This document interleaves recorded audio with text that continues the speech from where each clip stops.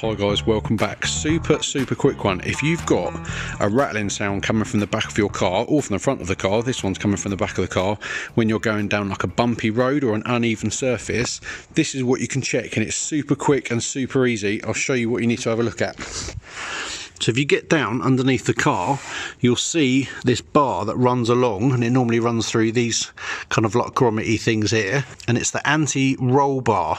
And where the anti-roll bar links are there, they can wear out, and when they're gone, this is what they sound like.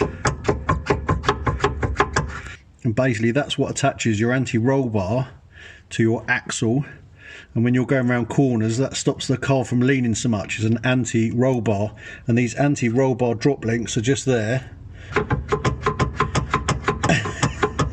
And when they're worn out and a bit knackered, that's what they sound like.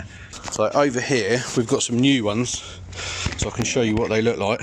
So this is a new one, and this obviously there won't be any movement in there at all, but this bit inside here basically breaks down, and to get it off you've normally got to put an Allen key inside each end there, and it's normally something fairly hefty like a 17mm, and then while you're holding it with the Allen key, then get your 17mm on there and undo them. Now if they do undo, you're laughing. Normally this bit inside here is completely shot and is all like falling apart, so this bit spins round and round while you're trying to undo it.